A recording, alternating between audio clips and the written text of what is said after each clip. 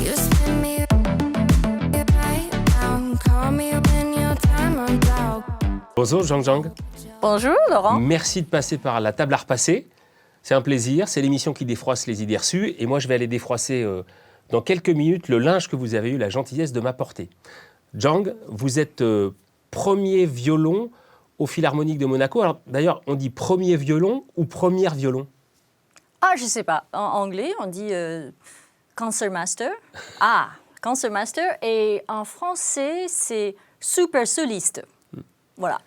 En Kuleja, les artistes de musique classique, vous m'avez dit, sont en avance sur la question de la parité, tant sur le genre, puisqu'en fait, les auditions, souvent, pour recruter, se font à l'aveugle, donc on ne sait pas si c'est une femme ou un homme, Exact. y compris sur le salaire. Tout le monde est payé au tarif auquel la fonction revient.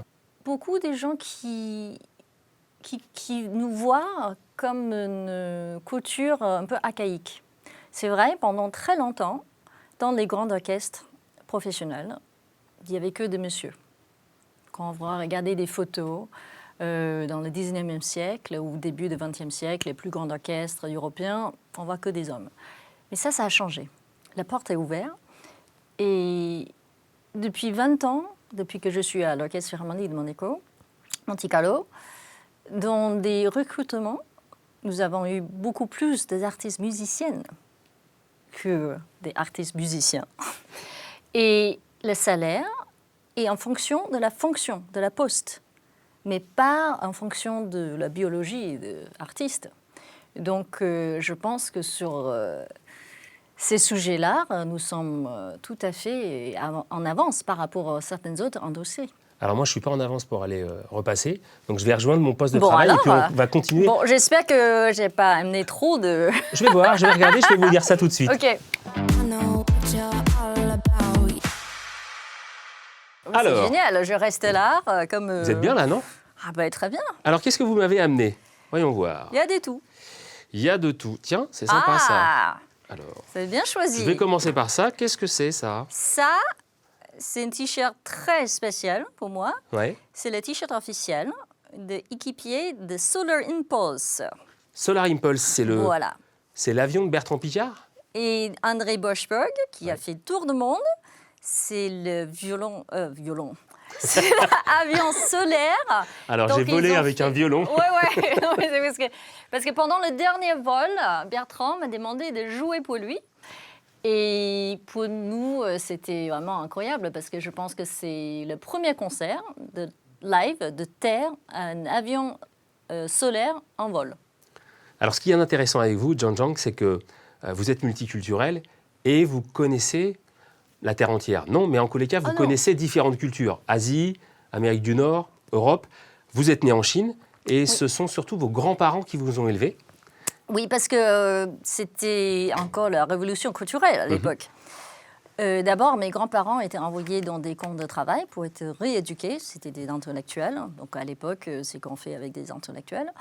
Et mes parents étaient aussi occupés. Ma mère était dans un camp de travail créé pour des artistes en dehors de Pékin. Et mon père était soliste, super soliste, dans le seul orchestre qui la permission de jouer à cette époque. C'était l'orchestre de Madame Mao. Donc il est toujours en tournée et en train de faire des concerts. Parce Des que vos grands grands-parents se sont connus sur les bancs de la fac, les bancs de l'université. Oui, voilà, dans la sociologie d'ailleurs, de Yanjing University, université chrétienne américaine. Du coup, depuis plusieurs générations, les femmes de ma famille étaient éduquées, libres, et elles ont droit de choisir leur partenaire de vie, qui n'était pas encore très courant à ces moments-là. Souvent, c'est des mariages arrangés. Et alors, chose incroyable, c'est que vos grands-parents étaient finalement égaux. Ils Oui. se sont choisis. Oui. Et ils étaient aussi égaux, vous l'avez évoqué, ils ont vécu la révolution culturelle, parce que dans la misère, on leur a pris ce qu'ils avaient. Donc on a découpé leur maison, si j'ose dire. Oui. Et ils se sont retrouvés là aussi encore à égalité. Vous avez vécu cette période-là. Oui, je suis née vers la fin de la Révolution culturelle. C'était très difficile, la Révolution culturelle. Donc, quand je suis née, nous avons déjà tout perdu, côté matériel. Mais l'exemple, l'éducation que j'ai reçue, je pense que malgré le fait qu'on habitait dans notre cuisine, avec mes grands-parents. Je pense que l'éducation qui étaient mes grands-parents, c'était les premiers modèles pour moi de relation homme-femme. J'ai grandi avec eux. J'ai pas beaucoup vu mes parents, pour les raisons on a parlé. Et donc, ils ont fait les mêmes études. Ils ont la même vision sur la vie. C'est des gens qui travaillent pour aider la société.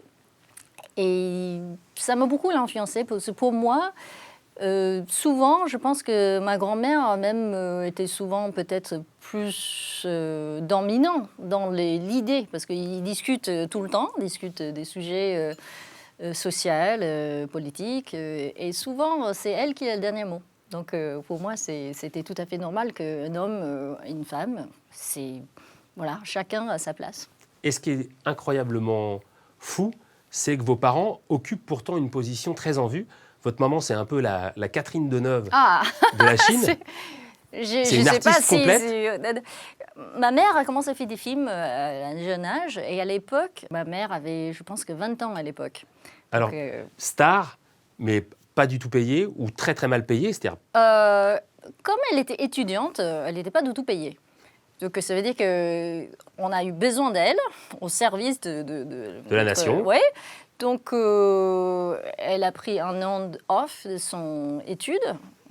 Elle a fait ses films. Je crois qu'elle était nourrie. Et c'est tout. Et voilà, ça s'arrête là. Voilà. C'est fou. Oui, à l'époque, c'était au service de tout le monde est pareil. Même la dame à côté, c'est une grande star. Mais elle avait un salaire.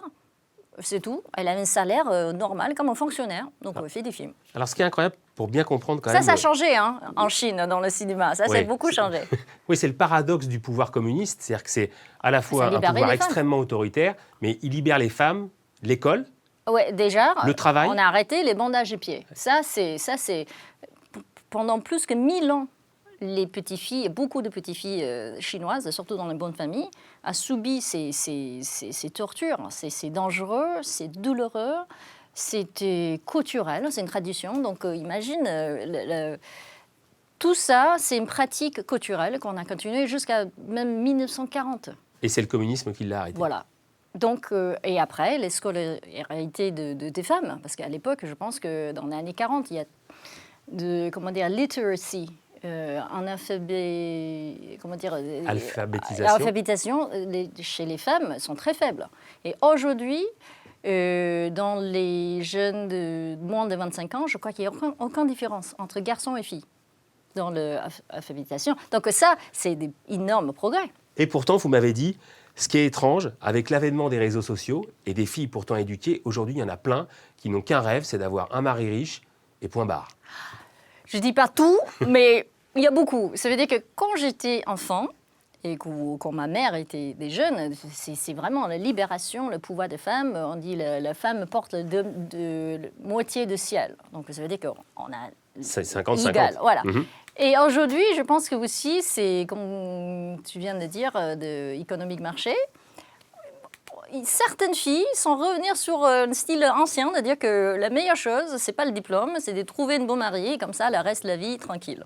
Donc, c'est pas qu'en Chine. Je pense que partout, il y a ces mentalités. Mais c'était intéressant pour moi de dire que c'était pendant 30 ans ou 40 ans, c'était complètement autre chose. Ouais. Les femmes, surtout les générations de mes grands-parents, elles sont battues pour l'égalité. Donc aujourd'hui, oui, il y a des filles qui trouvent que le meilleur destin, c'est de bien marier. Voilà. Et alors vous, chose incroyable, le communisme libère, les filles vont à l'école, mais vous êtes une enfant de la balle, une saltimbanque, vous n'allez pas à l'école. Bon, ça, c'est rien à voir avec l'État. C'est plutôt mon père qui trouve que j'ai commencé à lire très tôt, avant de marcher. J'ai commencé à marcher un peu lent, mais ça, c'est des idéogrammes. Hein. C'est pas aussi compliqué que le français ou anglais avec des lettres. Donc, mon père a décidé que je dois devenir une musicienne, violoniste, une star. Du coup, il estime qu'aller à l'école, c'est une perte de temps. Si je sais lire, ça suffit. Bon, mathématiques, sciences, ça, il trouve que c'est pas utile pour moi. Donc, il a décidé que je dois rester à la maison, travailler le violon. Et du coup, quand j'ai vu tous les petits camarades qui vont à l'école, mon rêve d'enfance, c'est d'être comme tout le monde, d'avoir une vie d'enfant normale. Et ça ne va pas être le cas du tout. Non. Et il y a un premier choc, 1981, votre père décide de dire « tout le monde s'en va, on a une fenêtre de tir, on peut s'en aller de la Chine et on y va ». Le début de Rouverture, dans les années 80, il y avait certains artistes qui ont commencé à quitter la Chine. Donc mon père pensait que lui aussi, il a envie de vivre ailleurs, de voir le monde extérieur, et aussi c'était un peu à la mode. Donc il a demandé qu'on va partir. Ma mère, à cette époque, elle vient de terminer une film qui a gagné du prix. Donc sa carrière actrice, c'est vraiment... Là, elle décolle. Voilà, parce qu'elle est pianiste professionnelle. Oui. Mais... J'ai dit que c'était une artiste complète tout à l'heure, mais c'est vrai. Ouais. Elle danse, elle joue de la musique Oui. et Elle est comédienne. sportive aussi. À jeunesse, elle était vice-championne de patinage artistique à Pékin. Et gymnastique aussi. Donc, parce que ses parents étaient éduqués dans les années 30, de style américain. Donc, le modèle de ma mère, petite, c'était Shirley Temple. Donc, elle danse, elle fait des théâtres, elle fait du sport, et tout. Voilà. Donc, elle a eu une éducation complètement différente que moi, même si on a 29 ans de différence, parce que la Chine a changé depuis. Donc, mon père a décidé qu'il faut absolument, on va quitter la Chine. Et donc, ça veut dire que là, pour ta maman, c'est un vrai sacrifice. Oui, parce qu'elle a commencé à tourner pour une film qui est super. C'était un rôle créé pour elle. Et donc, et en plus, elle est signée. Mais c'est l'art, si on parle de égalité homme-femme, je crois que ma mère, malgré le fait qu'elle est issue d'une famille où ses parents, tout à fait... avec comment dire, égalité dans la famille. Et toutes les femmes dans sa famille sont des femmes indépendantes, fortes, réussies. Mais là, elle a cédé de souhait de son mari, de dire que voilà, c'est plus important, que son rêve est plus important que la mienne. Donc, et ça te marque? Oui, parce qu'elle elle a renoncé non seulement le projet qu'elle a déjà commencé, et aussi son rêve. Parce qu'elle n'a pas eu l'ambition de quitter la Chine, elle était très bien en Chine, parce que c'est une femme, même si elle a grandi dans une famille, on peut dire, plutôt aisée, mais elle a connu de pauvreté aussi pendant la Révolution, elle n'a pas d'ambition, comme beaucoup de Chinois, je dois dire, que de gagner l'argent, devenir riche ou même célèbre, elle n'a pas besoin de ça. Donc pour elle, quitter la Chine, c'est pas un rêve absolu, mais pour mon père, qui a eu beaucoup d'ambition, il faut dire que la famille de mon père, c'est plutôt des arrivistes, si on peut dire ça. Voilà, et ils sont très travailleurs, mais c'est une famille qui... Voilà. Donc, du coup, là, il y a un déséquilibre. Ça veut dire que les décisions de mon père étaient le choix de notre famille. Et donc, tu décides pas tout de suite de te dire « je serai indépendante quoi qu'il arrive », parce que je ne veux pas sacrifier mes rêves, mais c'est quand même dans ta tête. Ça a commencé là, et après, j'ai vu que dans notre famille, ça veut dire que mes parents étaient célèbres, ils ont beaucoup de fans, parce qu'en Chine, à l'époque, dans la rue, il y a des gens qui viennent dire un mot à mes parents. On était pauvres, parce qu'à l'époque, c'était poor and famous. Mais ils ont Pauvre, été... mais célèbre. Oui, célèbre. On habitait dans une pièce de 9 mètres carrés. Donc ça, on peut être célèbre en Chine à l'époque, mais matériellement très pauvre. Donc, depuis tout petit, je sais que mes parents, même mes grands-parents, c'est des gens importants, admirés, qui a fait beaucoup pour le pays. Mais l'équilibre dans la famille, je vois que chaque fois... s'il faut décider quelque chose, il faut choisir, c'était toujours mon père qui a gagné. Donc plus tard, beaucoup plus tard, j'ai posé les questions à ma mère. Nous sommes très proches. J'ai dit, mais d'où ça vient, c'est l'idée de soumission? Parce que dans ta famille, tes parents, tes grands-parents, parce qu'il y a une grande-tante de ma mère, ça va être la tante de ma grand-mère, c'était une des premières femmes en Chine qui a demandé le divorce, qu'elle a eu. Je veux dire, ça, c'est incroyable. Et que t'as répondu ta maman? Elle ne sait pas. Elle dit que voilà, j'ai pensé que si on est engagé dans une relation, on est obligé de faire des compromis, on est obligé de garder l'équilibre, le bonheur de personnes que j'aime. C'est important, c'est plus important que moi. Donc, elle était dans Une forme d'abnégation. de sacrifice. Donc, elle trouve que le fait qu'elle a sacrifié sa carrière, elle a sacrifié d'autres choses pour réaliser le rêve de son mari. Pour elle, c'est une définition de l'amour. Oui, parce qu'il y a un détail important. Ouais. Tu as un frère. Oui. Et ton frère va être obligé de rester en Chine. C'est-à-dire qu'ils acceptent. Ça veut dire Que qu'à le couple l'époque, l'autorité chinoise, qui ont quand même compris que des gens comme mes parents, dès qu'ils sortent de la Chine, ils ne vont pas revenir. Et finalement, ils ont dit, bon d'accord, alors choisissez entre vos 2 enfants parce que vous n'allez pas tous partir ensemble. Donc là, c'était très dur. Et je pense que pour ma mère, si elle a eu le choix, peut-être elle va dire que dans ces cas-là, je reste. Je ne vais pas laisser un enfant d'ailleurs. Parce qu'à l'époque, on ne savait pas quand est-ce qu'on peut revenir ou quand est-ce que c'est l'enfant qui est laissé derrière pour sortir. Mais évidemment, mon père, rien ne va pas empêcher son rêve. Donc, et il a décidé, ce sera mon frère qui va rester parce que j'ai déjà commencé à jouer le violon. Je suis plus âgée. Et pour lui, je suis plus utile. Et ton premier concert se fait en Thaïlande, Oui. à l'Alliance française. Oui, un récital avec mes parents. Tu es toute petite, tu as 10 ans. J'avais 10 ans, oui, j'avais 10 ans. Après, mon premier récital solo, c'était aussi à Alliance française, à Bangkok. Ouais. Donc, je ne parlais pas français, je ne parlais même pas anglais à l'époque. Dans votre parcours, vous restez donc 2-3 ans en Thaïlande et vous partez ensuite au Canada. Oui, Et vous bien. arrivez à Toronto. Oui. Et là, à Nous Toronto- sommes arrivés à Toronto pendant l'hiver, était le plus froid pendant un siècle, je pense. Qu'est-ce que vous dites quand vous arrivez là-bas et que vous voyez les jeunes gens de votre âge? J'ai dit, il fait froid. Il fait super froid. Oui. Mais ça vous impressionne? Vous dites c'est comme dans les films? J'ai vu Fame. Vous connaissez ces films américains avec tout le monde qui danse en Ouais. synchronisation dans la rue. Donc j'ai une idée, Amérique, c'est un peu ça. Un peu James Bond, mais un peu ça. Et c'était ça? Non, pas au Canada en tout cas pendant l'hiver.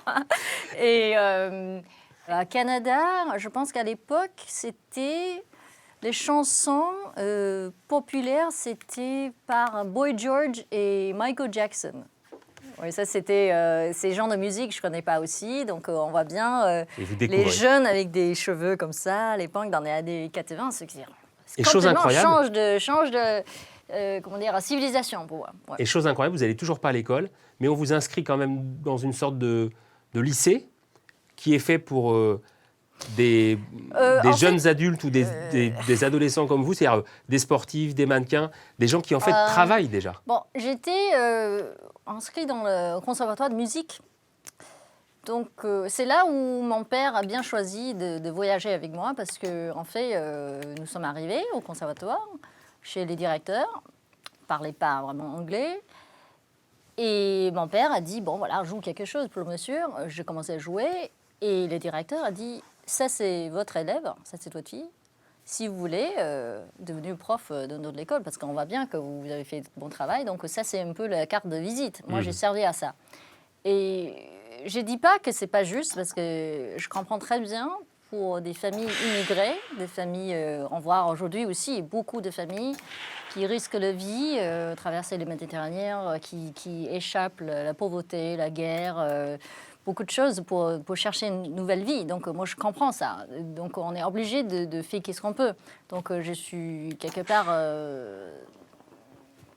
je trouve que j'étais contente d'avoir contribué à la situation de notre famille. Du coup, mon père est devenu professeur dans ce conservatoire à Toronto, mais le directeur a dit, c'était un grand musicien, qui dit, mais... il a dit à mon père, il a dit, mais je pense que votre fille, vous avez très bien éduquée jusqu'à là, je pense qu'elle a besoin d'un autre professeur maintenant.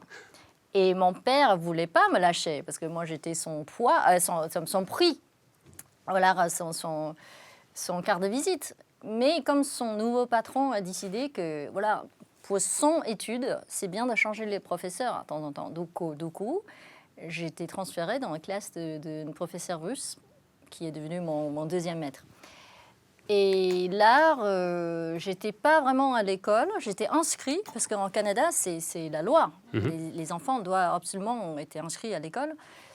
Mais encore une fois, comme j'ai commencé à faire des concerts, donc voilà, j'étais pas... Du coup, finalement, je me suis trouvée dans l'école où les autres étudiants sont souvent des gens qui, à notre métier, il y avait des joueurs de hockey, de tennis, ouais, les artistes, jeunes sportifs. Ouais, les jeunes actrices, acteurs. Donc, ça veut dire que officiellement, nous sommes scolarisés, mais tant qu'on n'est pas fini, on reste dans le même niveau. Donc, je pense que j'ai passé 4 ans au même niveau de lycée, donc je n'étais pas diplômée, mais officiellement, j'étais scolarisée. Et quand j'avais 18 ans, j'ai rencontré par hasard maître Sergio Luca, qui n'était pas comme des autres professeurs, parce que dans la musique classique aussi, il y a beaucoup de concurrence, donc il y a beaucoup de professeurs, même de très bons, qui essayaient de produire des petits stars. Donc ça veut dire que faire des concours, gagner des prix, pour faire des carrières, parce que c'est bon pour... Il y a des parents qui adorent ça, il y a aussi des professeurs. Mais maître Luca, c'était différent, c'était une artiste. Et donc j'ai eu envie de suivre ses maîtres, comme dans le Jedi, hein, un maître, un padawan. Et voilà. Bon, ça, c'était méchant, mais bon.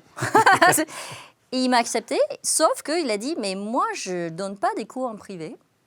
Si vous venez dans mon classe, c'est Rice University Houston. C'était une université, c'est pas que une école de musique, c'est une université privée avec une grande exigence sur le niveau académique. Ça veut dire qu'ils réceptent que des jeunes qui ont eu de très bonnes notes au lycée. Sinon, il y a les concours, c'est assez tough. Et quand je dis à maître Luca que j'ai aucun diplôme, j'étais pas à l'école, parce que là, j'ai dit, je veux voir qu'est-ce que je peux faire. Et c'est après que j'ai réalisé que qu'est-ce qu'il a fait pour moi, et non seulement lui, mais aussi des autres professeurs et aussi le système éducation aux États-Unis, dans ces universités, c'est que mon maître allait parler avec des présidents des universités qui a expliqué mon histoire.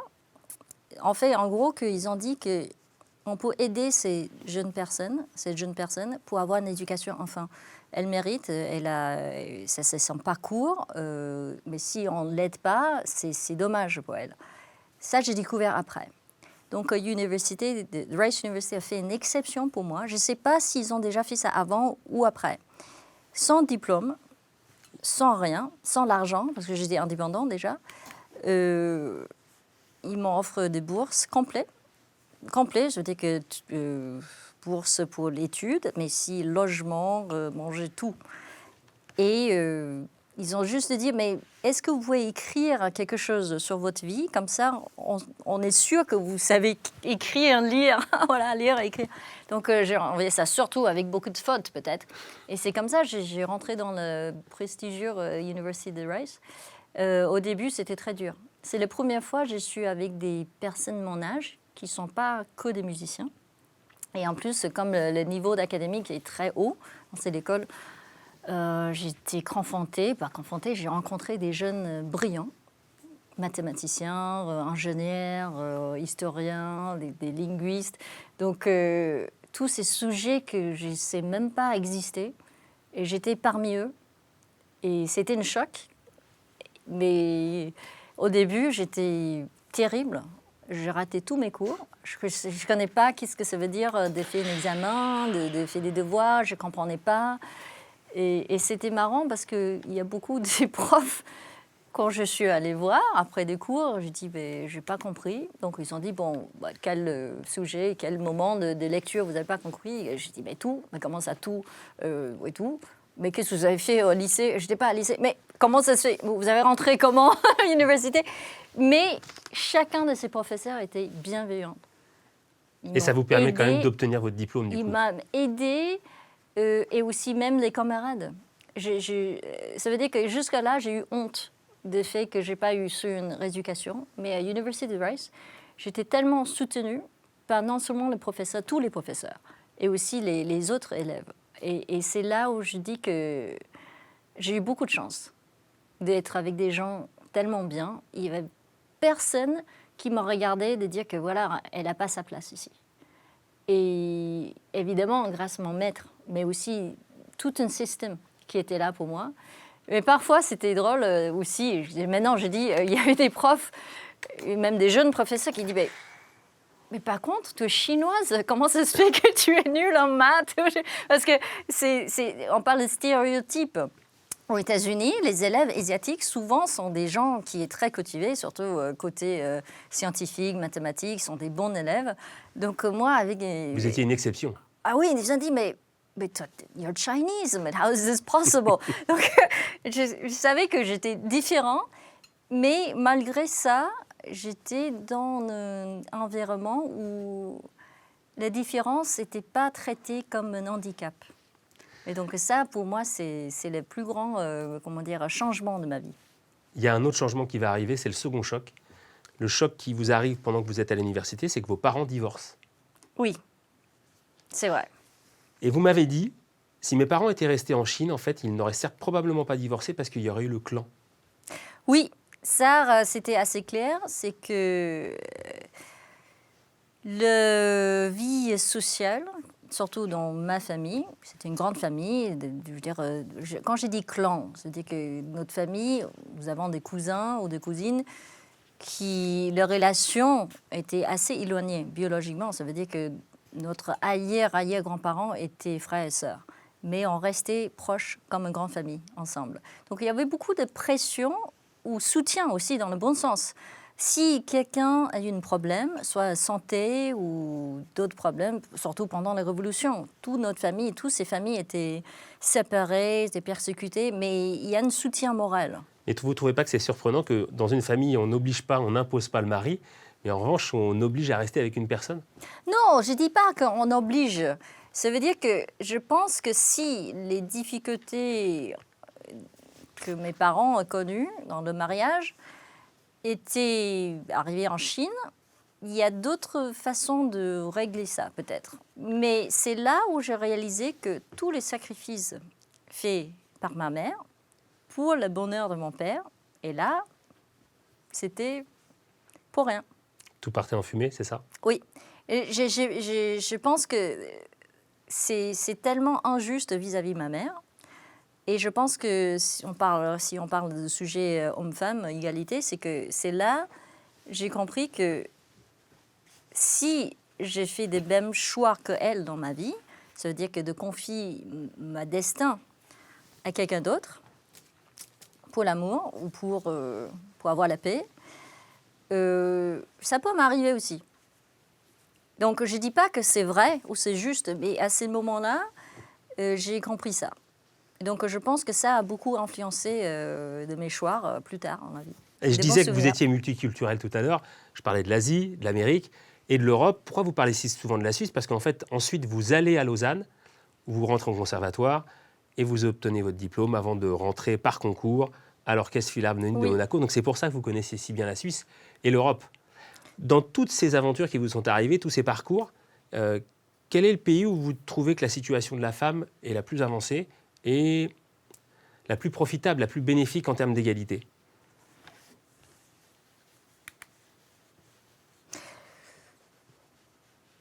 En fait, c'est une bonne question parce que, en fait, je n'ai pas posé ces questions avant, quand j'étais plus jeune. Donc, je n'ai pas bien observé. Je pense que ça...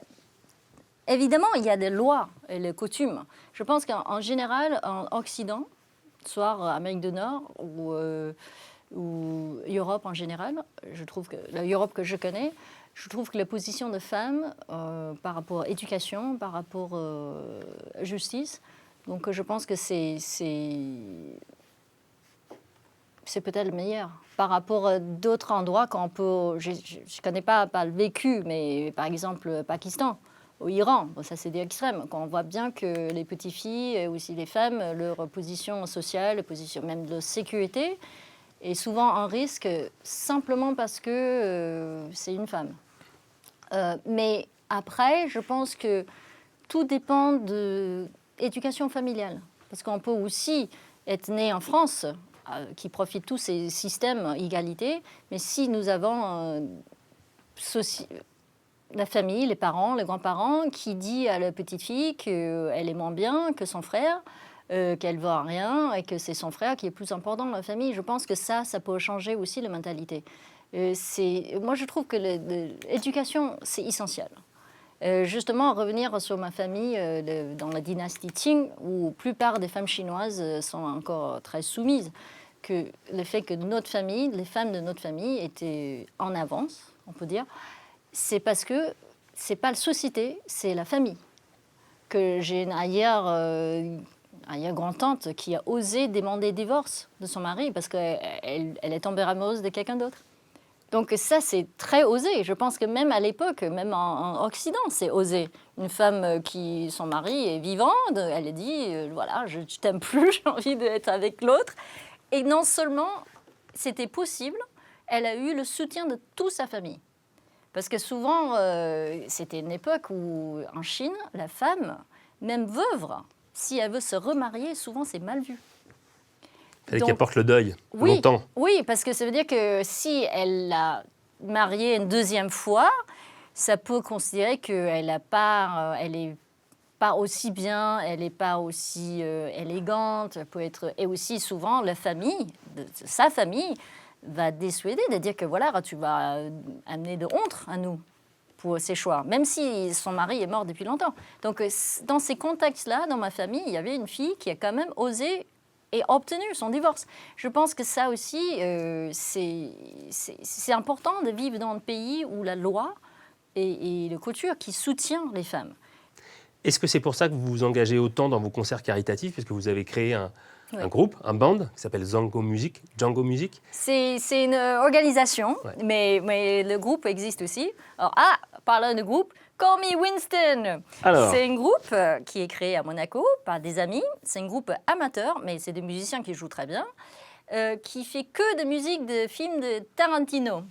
Et nous avons un concert caritatif bientôt à Monaco, justement, avec eux, pour aider une fondation qui fait des recherches sur les cancers pédiatriques.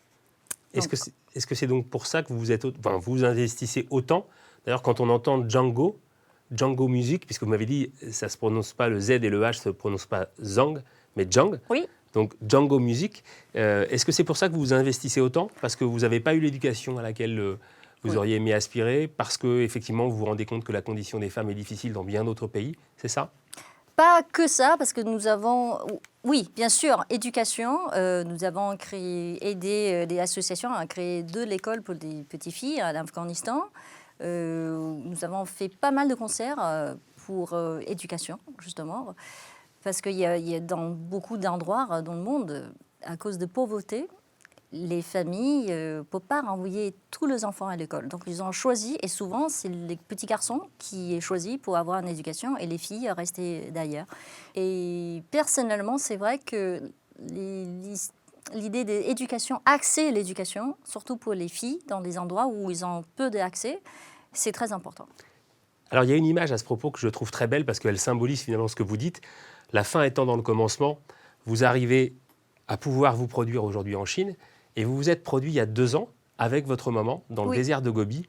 Oui. Et ça doit être une saveur tout à fait particulière puisque la maman et la fille, à nouveau sur scène, réunies, ça doit être un sentiment qui doit être incroyable. Ils ont projeté d'énormes photos d'elle partout et le public a applaudi 10 fois plus important que pour moi. Et donc voilà, ça c'est le moment qu'elle arrive me joindre sur scène. On a joué un morceau ensemble. Le public sait que vous êtes sa fille? Oui, parce qu'en Chine, quand j'ai donné des interviews où les gens me parlent de moi ou même écrit, c'est toujours fille d'eux, petite fille d'eux. Et c'est pour ça aussi j'aime bien être en Europe parce que personne ne me posait des questions sur mes parents. Moi, je suis fière de mes origines, mais je pense que c'est aussi important de faire notre chemin à nous. Et on a bien entendu que vous avez fait votre propre chemin, Djang, très clairement. Vous savez qu'on a une tradition, nous aussi, à la table à repasser. Oui. C'est que je vais vous demander de me rejoindre et je vais vous l'expliquer. Mais je ne sais pas faire repasser. On va voir. Venez me voir.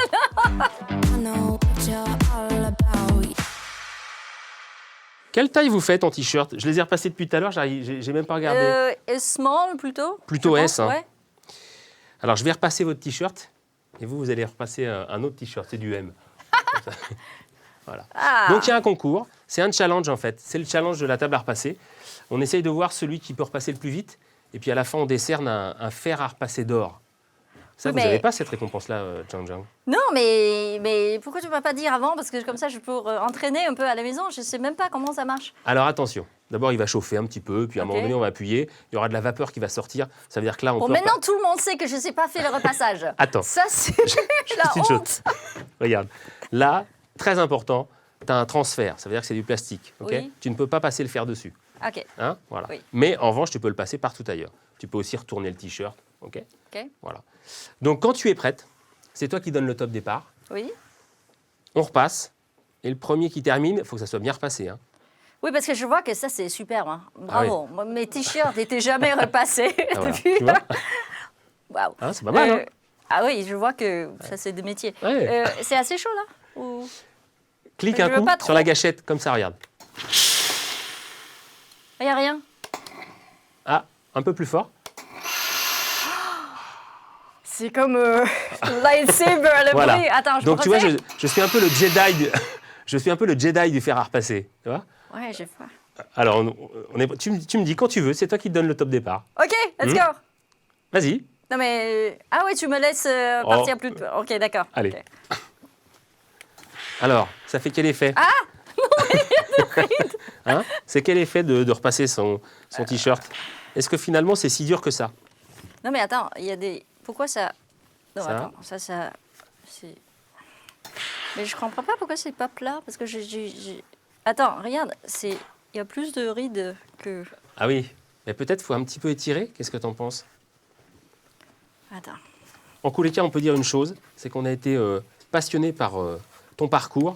On a entendu effectivement ce que tu avais vécu et le regard que tu portais sur les relations hommes-femmes, Oui. que ce soit ici ou là-bas, et ce que tu faisais. Et écoute, on t'en remercie vraiment beaucoup. Oh, merci. C'était un moment passionnant. C'est super de regarder repasser mes t-shirts. C'est agréable. Zhang Non, mais je t'attends. Hein.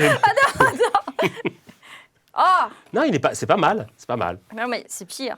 Alors, pire, non, mais non, c'est bien déjà, je t'assure, c'est vraiment Non, pas mais mal. en fait, ça marche pas comme je pensais, parce que là, c'est bon, et ça, c'est Et pas là, bon. c'est pas bon, ouais, c'est Donc, juste terrible. je quoi. vois bien que c'est débutant. Bon, voilà. Écoute, la prochaine fois, on fera mieux. Ouais, j'ai fait un cours masterclass. Merci. Merci à toi. C'est bon? Super. You spin me right down, call me